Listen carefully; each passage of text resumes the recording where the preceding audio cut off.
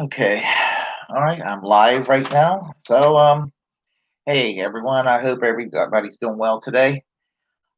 Just kind of BSing right now. Just things just passed through my mind, and being the politically minded person that I am, I decided I'm going to share with you some things that kind of get on my nerves. And I I detest the two party system. I really do. I hate that it's always Democrat versus Republican. I hate that it's blue team versus red team. I just hate this. I think that one other reason I favor a multi-party system is that I could be in a viable party and not have to sit there and always have stones thrown at one side or the other, where it forces you to have to choose one side or the other. And that's the problem with the Democrats and the Republicans here in the United States. Now, I mean, if I lived in Canada, I would be a member of the New Democratic Party, um, which is a third party, a small labor party in Canada. Um, if I have to, well, the way it is in Canada, you have the Liberal Party, which is kind of like the Democrats, establishment Democrats here. You have the Republican Party, excuse me, the Conservative Party, which is kind of like a slightly more moderate or saner version of the Republican Party here in the United States. And then you have the New Democratic Party, which is basically a political party filled with your Bernie Sanders, your AOCs, your basically the Justice Democrats, the growing social democratic movement that's been making a force and a lot of noise since the Bernie Sanders campaign in 2016. Um, and those people would be in the New Democratic Party. So basically, the Liberal Party would be filled with people like Joe Biden and Kamala Harris in Canada. The Conservative Party would be filled with pretty much with people like you know probably people like Marco Rubio and I'm trying to think some other milk toast Mitt Romney. That type would be in the Conservative Party of Canada. The only difference is that the Mitt Romneys and the Marco Rubio's of Canada would be kind of okay with national health care, whereas you can't even get Joe Biden and Kamala Harris to support Medicare for all here. Crazy. And the New Democratic Party of Canada would be something kind of like Bernie Sanders and AOC. So that's and I guess Donald Trump will be in the right wing section of the Conservative Party in Canada at this point. But anyway, so if you're a leftist in Canada voting NDP, you could just let the liberals and the conservatives battle it out, and you can win some seats, and it's not a throwaway vote, and you're voting for it is a protest vote that's meaningful, and you can have some of your own in there, and you have a little bit of clout, and so the left has kind of unofficial unity in Canada that's really hard to achieve here in the United States. So, and I am kind of falling off point as I normally do. A fault of mine I'm trying to change.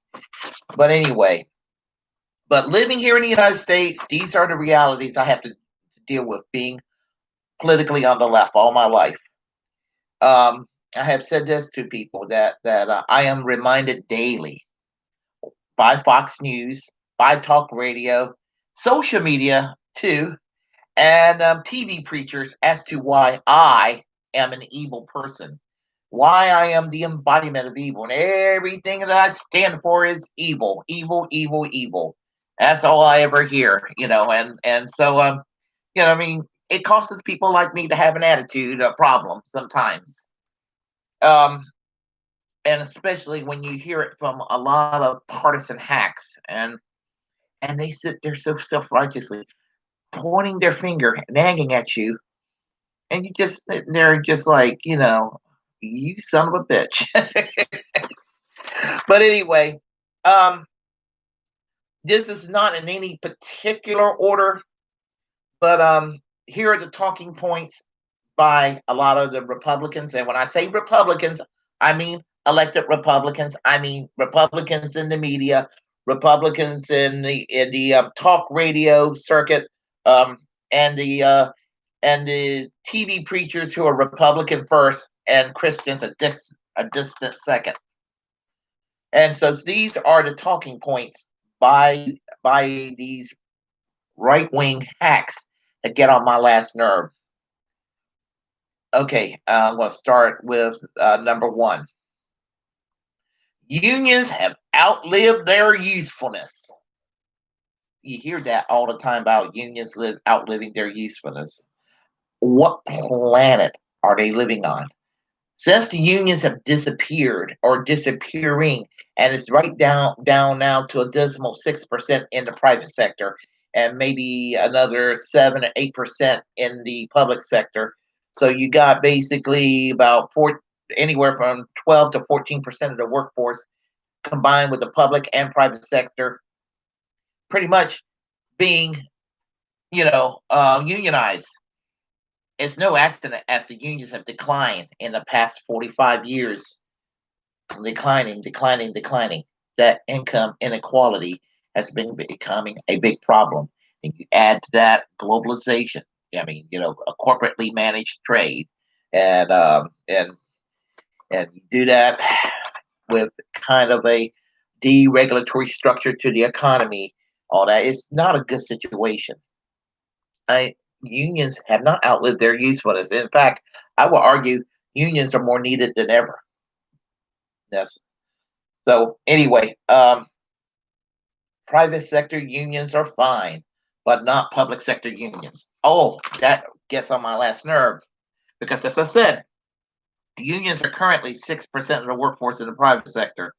So I had a union job and I was laid off 2 years ago. I am employed again, and just I mean, yeah, I was able to find work, but unions, I had my job basically taken away. I had 10 years before I retire from that job. So I would be getting 20 years worth of pension, but I wanted to get 30 years of pension. So I'm a little bit perturbed with the company I worked for that did that to all us. But anyway, you get rid of the public sector unions. You get rid of the teacher unions. You get rid of the government workers, the people who work in the post office, any job in municipal, state, or federal government. You strip them of their union rights. You got 6% of the workforce that's unionized in the private sector. You might as well say ban the unions because that 6% ain't going to go becoming 15 and 20 and 30% of the workforce again. If anything, you get rid of the public sector unions, what's going to happen? You're going to be seeing that 6% of the private sector union force get down to almost zero. No dice to that. And wages will continue to decline as a result. Gosh, that just drives me nuts. Here's one that I get kind of mad at. You raise the wages and the prices would just go up. Oh yeah, like wages have stagnated in the last couple of the last generation. Wages have stagnated and wages are not going up, yet everything else is going up. Let's see. What's another one here that gets on my nerves? Oh yeah, opposition to $15 an hour minimum wage. And well, minimum wage jobs are just meant for people. They're just meant for kids that work part time after school. There's no reason that these kids should be making $15 an hour. There's a lot of people that work in the service sector of our economy, which is growing and growing and growing. And the industrial sector and manufacturing sector and the technical sector is leaving. And these people, you got a lot of people that is their means of living. No, I don't buy that. You raise their wages to $15 an hour. Or if you are willing to abolish minimum wage, I'll do it the way it's done in some of the Nordic countries where the unions are so strong, they negotiate, and by default, wages are still high. But anyway, I digress. This one gets on my nerves. I've never heard of a man getting a job from a. I never heard anyone getting a job from a poor man. You never heard anybody getting a job from a poor man. Well, let me tell you. Let me tell you. People provide services such as people, poor people paying extravagant amount of money to get their plumbing fixed or health care or what have you. Those are the poor people. They're making people who are wealthy wealthier.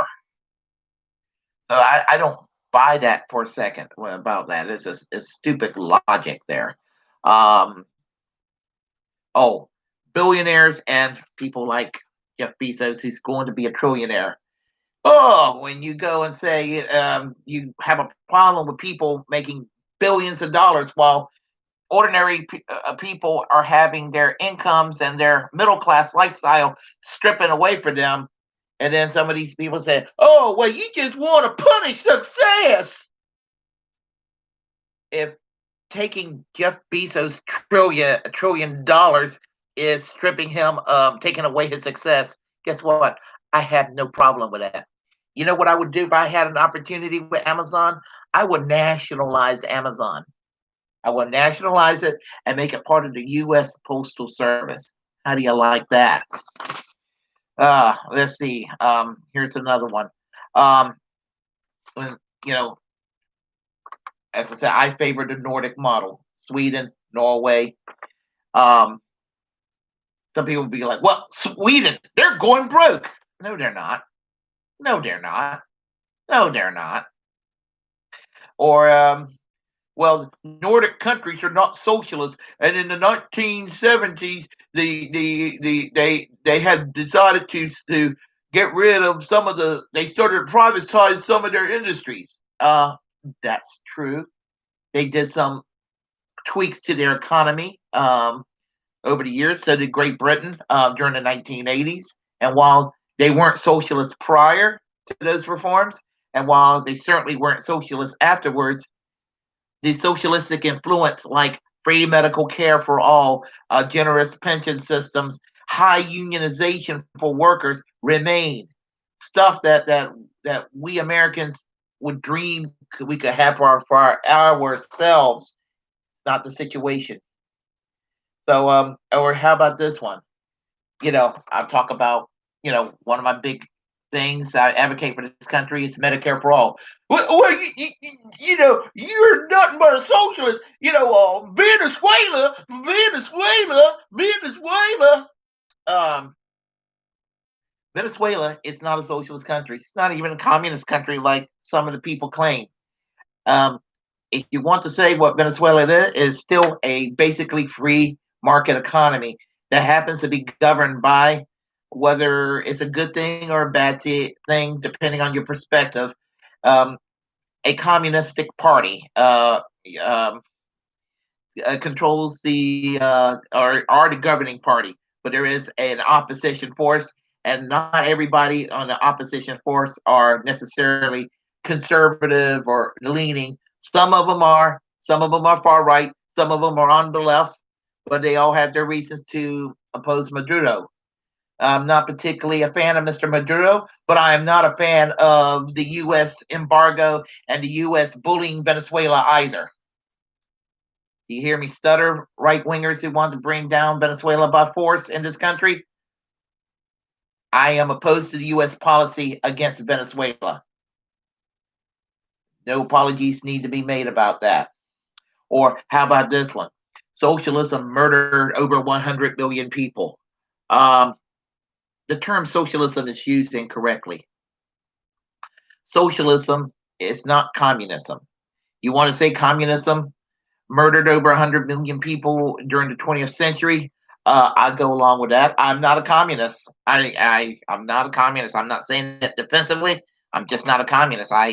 I pretty much am opposed to communism. So maybe that one, stop clock gets the right day. Well, a stop clock gets the right time twice a day, as far as the right wingers are concerned on that one. Um, but even on the issue of communism, that I'm pretty critical of, bullying Cuba and bullying Venezuela is still wrong, wrong, wrong. The United States need to end this notion that you can bully Cuba and bully Venezuela. The United States is dead wrong on that. Uh, let's see here. Where can we go next? Oh, this one gets on my nerves. Well, the Nazis and the socialists were the same. Nazism, Hitler was a leftist. Hitler was not a leftist.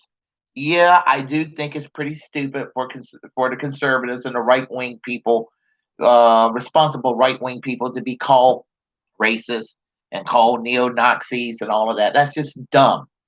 But while it's dumb for left wing people to do that to mainstream conservatives, it is just as dumb and stupid when conservatives and the right wingers tell anybody who's to the left of Joe Manchin in the Democratic Party and anybody else all the way through the radical left and anything in between, telling them that their policies are just like the Nazis. It's an insult. It is not.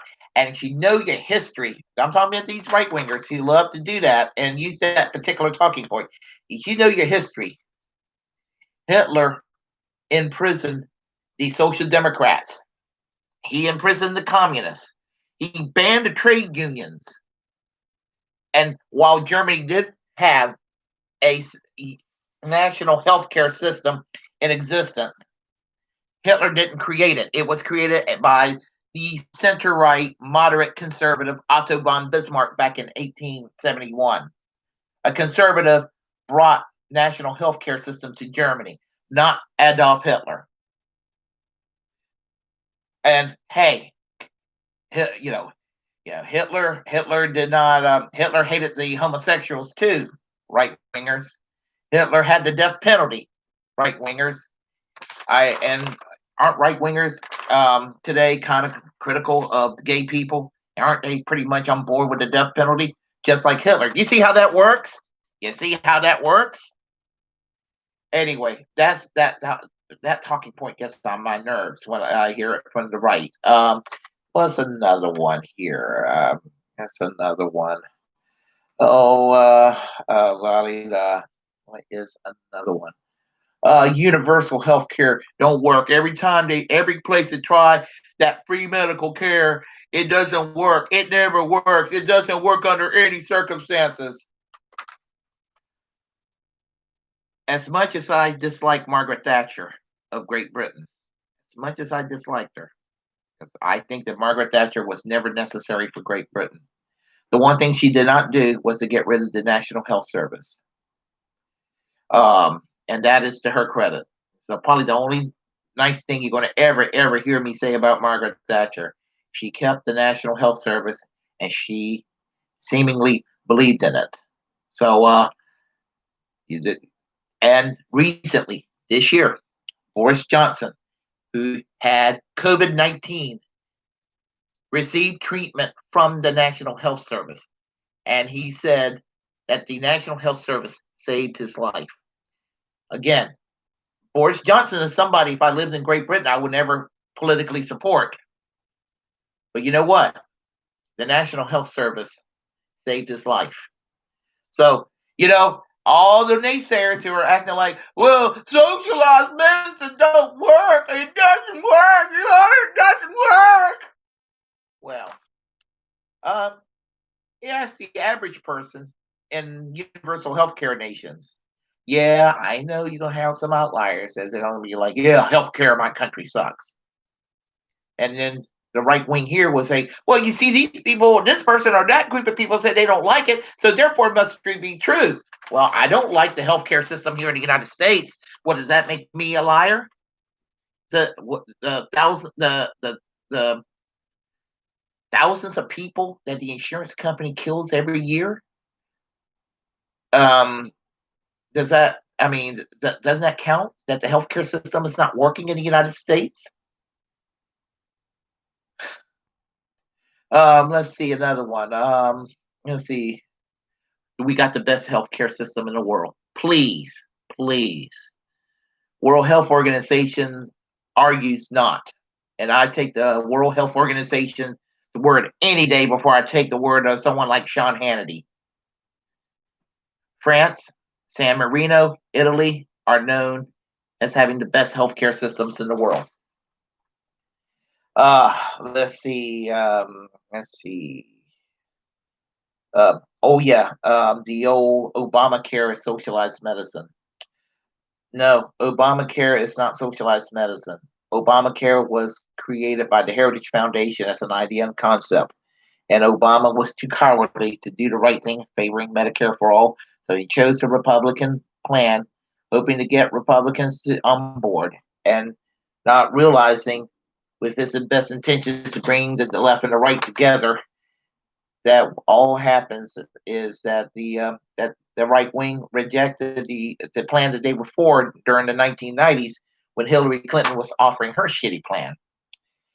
And the one brilliant thing I guess you could say to the Republicans' credit is that they tricked the Democrats into to supporting a health care plan they really fully didn't want, and that the Republicans wanted, but they found a way to not have their fingerprints on it. But if you do your homework, you're going to find out that Obamacare is a right wing plan founded by the neoconservative Heritage Foundation. And I have warned liberals years ago, anything that the Heritage Foundation embraces, um, just be a contrarian and reject it. So there you have it. Um, let's see here. Let's see. What's another one? Yeah, Democrats were taken over by the socialists. Oh yeah, oh yeah, all of them. Yeah, Hillary Clinton is a socialist. I've heard people say, "Well, Hillary Clinton is a socialist too." No, she's not. And if you know the history of Bill and Hillary Clinton and the Democratic Leadership Council, anything that looked like socialism in the Democratic Party or social democracy was under attack and has been successfully pushed to the side for many years. And Bernie Sanders and his supporters have been trying to reverse that trend. Um, we'll see what happens in the next few years. But no, if you look at Joe Biden and Kamala Harris, they're the furthest thing from socialists. They're not. They're New Democrats. They're DLC Democrats. That's what they are. They're 1990s Democrats, and they're not for Medicare for all, and they're not for the majority of the things that Bernie Sanders and AOC is for. Oh, and here's the one that gets on my nerves: Black people were better off prior to the Great Society. In other words, the right wingers are they don't fully say it, but they're like, well, when we had Jim Crow, the black people were better off. So denying black people all the opportunities in the world at one time and making life tougher for them and working against them and trying to prevent them from getting proper education and getting job opportunities and discriminating against them every step of the way, what improved their lives? Are you kidding me? That just gets on my nerves. That one, and then the liberal plantation I keep on hearing about. There is no such a thing as a liberal plantation. Or here's one: Republicans pretending that they're for the working class, while the Democrats are all about identity politics. Now it's true that the Democrats are kind of hung up on identity politics just a little bit too much, but there's no way in hell that the Republican Party is for the working class. They're for the corporatists. Now, the Democrats are for the corporatists too. They're for the corporatists, and they pay lip service to the disenfranchised. But they're not. Let's not kid ourselves about the Republican Party as a general rule. And to me, if you're a working class Republican and you voting Republican, it's particularly very foolish to do. Not that the Democrats are great, but I'm just saying the Republican Party is not the place to go if you're needing a break. If you're part of the working class. Now, the All Lives Matter versus Black Lives Matter thing, um, I do think that maybe some progressives, and by just before I go on for the record, I totally support Black Lives Matter, uh, and I support it because we have a police brutality problem in this country. Black Lives Matter is not a black supremacist organization. It's not a Marxist organization. They're not trying to violently overthrow the government. I mean, so there's been a lot of misinformation made about Black Lives Matter. Now, I do believe that there are some well-meaning white people when they say all lives matter. I mean, I do think maybe, when I mean, I think that maybe they shouldn't be too faulted, depending on who they are. I don't think too much should be made out of getting upset over using that phrase. I was, and for me, I kind of think that when I say Black Lives Matter, it means it really does mean all lives matter at the end of the day. But what it also means right now, currently, because really with the criminal justice system, to them, Black lives don't matter that much, and African Americans who are really subject to suspicion by default by law enforcement, um, they are right to call out on the injustices imposed on their community by by the criminal justice system. So, um, as I said, yeah, I mean, yeah, of course, all lives matter, but that's what Black Lives Matter means. Um, let's see, what's another one here? Oh gosh, the the caliphate that's being created by an alliance between radical Muslims and the hard left. Um, that doesn't really convince me because you had what you wanted to use the term radical Muslims in Afghanistan during the 1980s. Who were they fighting against? The Soviets, the so-called radical left of this time.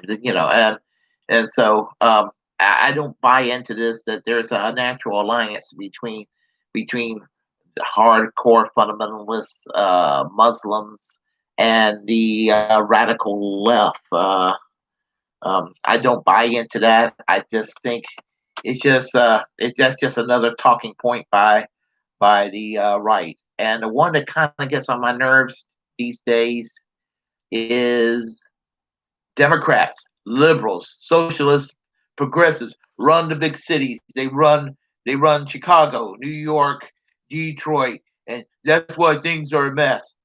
That's a dog whistle if I've ever heard one.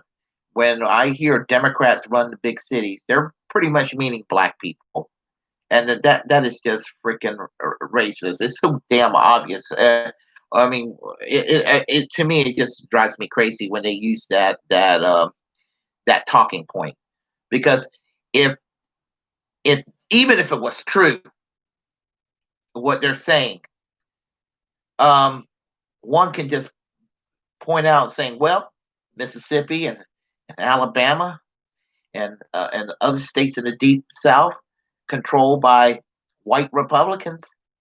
You know, those states are poor, and they underachieve, and they pretty much drag the economy overall of the United States down. Are we to say that just because they're Republican and their policies, um, that's why things are bad? Well, here's the thing: it's not true when the right wing we say that about the Democrats running the big cities, but it actually is true about these white right wing Republicans running the deep South states. They don't do anything with public services. If anything, they try to get rid of all the public services as well, and they seem to go out of their way to oppose anything that smacks of social progress. So anyway, I have ranted on and on for the past 30 minutes, but these are things that kind of get on my nerves as far as talking points are concerned by the right wing. So Anyhow, if you like what you heard today, you can press like. If you dislike it, you can press dislike. Either way, you can comment yay or nay. Um, Now I have a URL. Of course, I'm very happy. So right now, my YouTube channel, you can find me at youtube.com/ social democracy / www.youtube.com/ social democracy / I am Bernie Bro, and I urge each and every one of you to use a platform if you have one online, social media. If you got something you got to say, because we are the muckrakers of our time, and never forget that. So, and I say that as again as a free speech absolutist. So, until next time, peace, and Bernie Sanders for president in the year 2024. And no, I'm not kidding when I said that.